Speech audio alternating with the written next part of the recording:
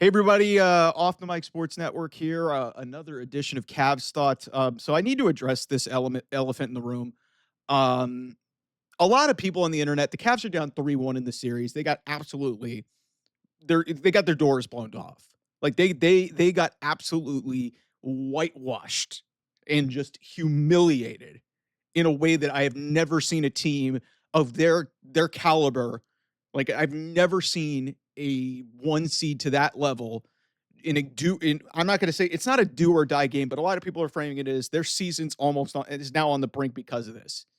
And after, losing the game 2 that they did, losing the first 2 games at home, losing the game 2 the way that they did, and then needing to win 2 to get this back 2-2, now basically they're in a situation down 3-1 where they need to win 3 in a row. Otherwise, this season, this dream season is over.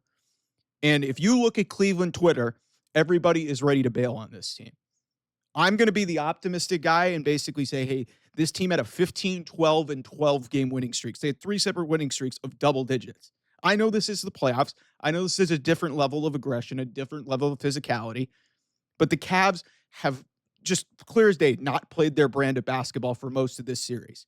Outside of game 3, they have not played their brand of basketball. Indiana, maybe game 2 and then the last, 45, 50 seconds got away from them, which, you can't revisit and you can't use that as a referendum on health.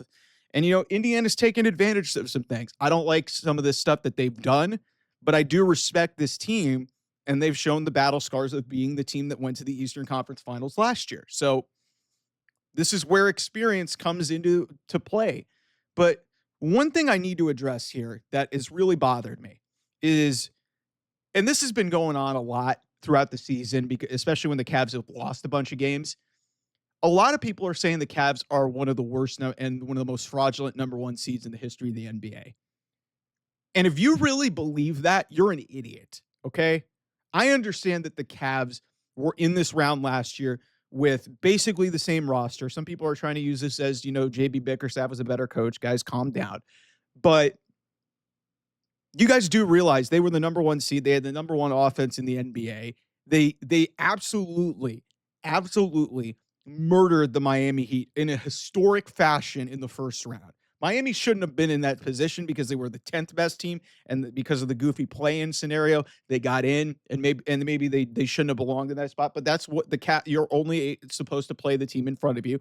And in a lot of ways, Indiana is much better than a 4 seed. They've been playing like one of the 3 or 4 best teams in the NBA pretty much since the All-Star break. Or since the turn of the year. Like they have been as good as anybody. I knew that this was going to be a tough matchup.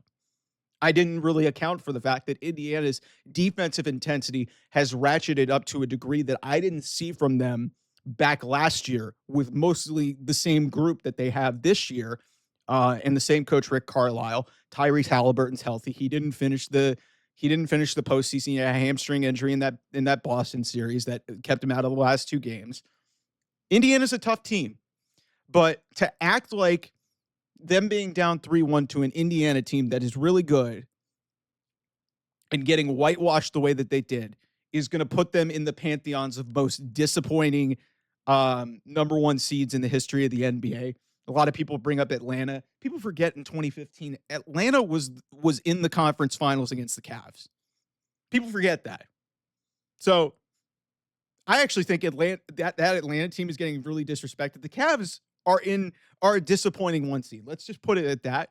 But if you're going to call them the worst 1 seed in the history of the NBA, you really need to think about that. I could take you back 2 years ago, where the Miami Heat beat the number 1 seeded Milwaukee Bucks, who had Giannis, had Drew Holiday, had everybody. This was off of a team that had won a championship 2 years ago. They're the number 1 seed, one of the best teams in the NBA. They lost in 5 games. They lost on their home floor in game 5. They lost in 5 games to an 8 seed. 5 games to an 8 seed. You think the Cavs are worse than that? I know this Miami team didn't have Jimmy Butler this year. The Cavs got through the first round in a sweep and beat the opponent by 122 points combined. Need I remind you, Dirk Nowitzki's MVP season in 2007 with the Dallas Mavericks, the year after they made the NBA Finals. They were the number 1 seed. They lost to an 8 seed in Golden State. The We Believe Warriors. So any of you idiots who are going to, yes, the Cavs have been incredibly disappointing. And if they do not get out of this round, it is no question a failure. It is absolutely a failure. It is another Cleveland failure on in my fandom of rooting for Cleveland sports teams. But let's not act like this is the biggest failure for a one seed in the history of the league. Okay. They were expected to do a whole hell of a lot more, but also injuries happen in the series. Indiana is a much better team than they have been given credit for. I'm getting so emotional that I'm hitting the mic, but Indiana is a much better team than I expected and that the rest of the world expected. So let's not disrespect them. And then acting like, are we going to forget 2 years ago when Giannis and, Drew Holiday, these guys who won championships, like literally lost multiple games at home, lost in 5 games to an 8 seed Miami who had to work their way into the playoffs due to the play-in tournament. The Cavs had at least advanced around. They're a disappointing team, but they are not, even, no matter what the result of this series is, they are not the biggest fraudulent one seed of all time. They are not the worst one seed of all time. That is a bunch of hogwash. The Cavs are going to have to get tested to, change the narrative here. But I'm not going to have it with people who are just going to try and call this team a bunch of frauds. They earn their spot. Yes, they have played soft, but I'm not going to have it with you guys saying that they're one of the worst one seeds in the history of the NBA. That's bullshit. That's bullshit. I just gave you 2 examples, and there's probably tons more because there's been a bunch of one seeds that have lost in the first round, and I could name those off for you as well, but the reality of the situation is there's been 2 recent examples in the last, 20 or so, if the 20 or so years where really good teams were beaten by 8 seeds and bounced pretty significantly. The We Believe Warriors pretty much ran over the Dallas Mavericks in 2007. I just told you guys, Miami, a 5-game series, over Milwaukee.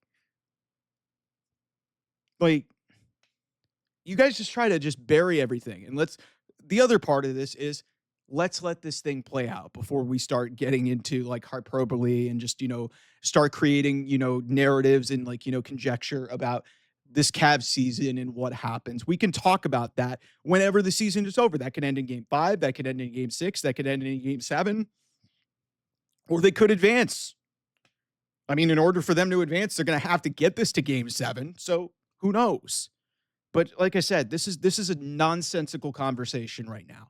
Like I can't take this seriously at all right now because there are multiple examples in recent memory of teams that failed way harder than what the Cavs are dealing with.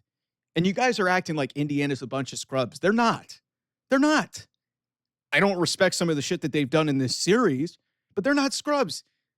This group went to the conference finals a year ago and pushed, and in large chunks kind of, gave Boston a hard time until and even when Tyrese Halliburton was out. Like, this is a good team, and this is a really well-coached team, okay?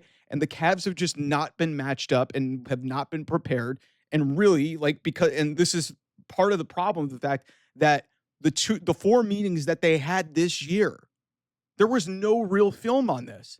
They were kind of going into this series blind. That's not an excuse. They were supposed to be one of the best teams in the NBA, but first game they played, they lost.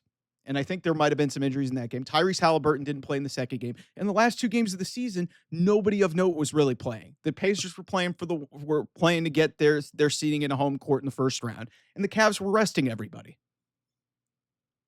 So a lot of things have gone into this series of why things have gone wrong. It's because the Cavs and this progression, and they're the 1 seed, but we're trying to look at reasons to label this failure as something.